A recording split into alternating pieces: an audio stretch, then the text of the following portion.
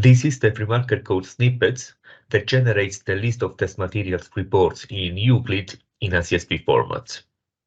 The code is designed to extract and compare information on the composition of all test materials in a dossier.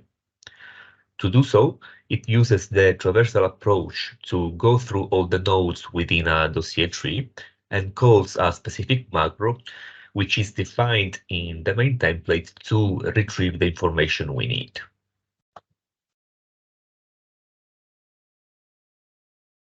Let's begin by looking at the overall structure of the code, which starts with the import of the necessary common modules. The common module traversal utils contains a set of macros and functions common to all reports using the traversal approach and do not need to be modified.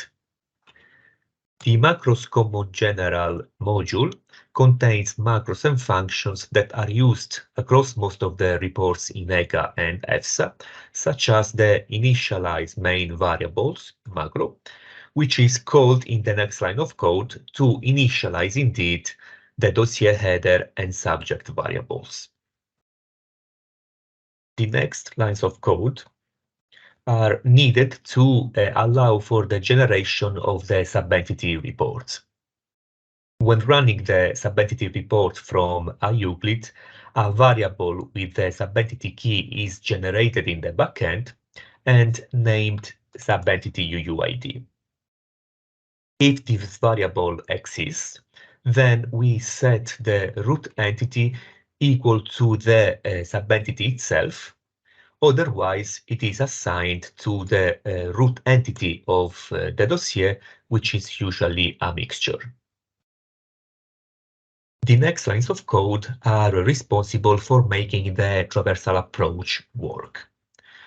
The main macro name variable is used to store the name of the main variable, add test materials for documents, which will be called during the traversal process. The main macro args sequence stores the list of arguments used by the main macro. In the main macro call, we concatenate the tag opening, the main macro name, the main macro arguments separated by a space, and the tag closing to make the main macro call.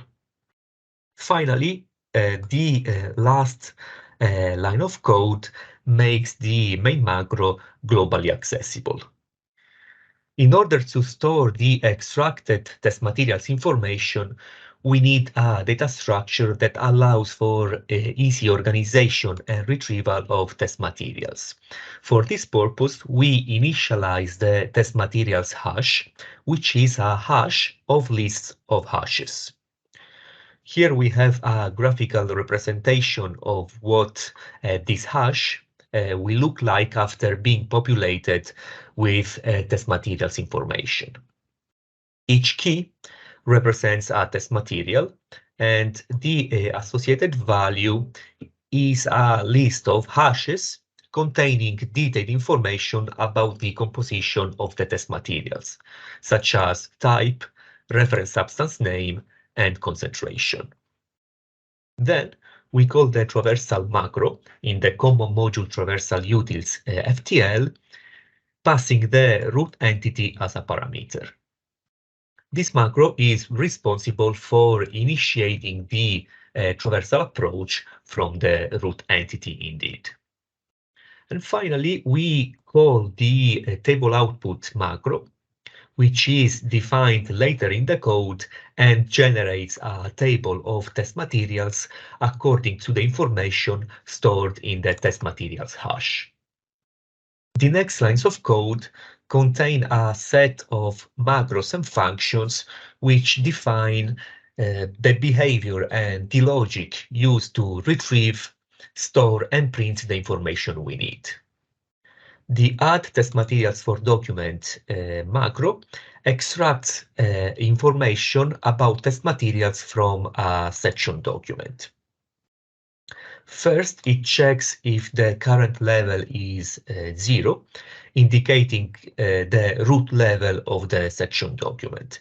And then it calls the get test materials entities from doc function to extract the test materials from a document and stores it in the test materials list sequence.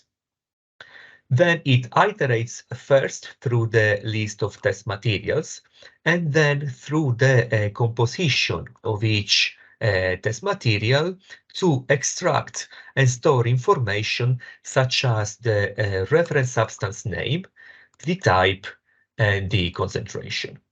Finally, this information is stored in the test materials hash.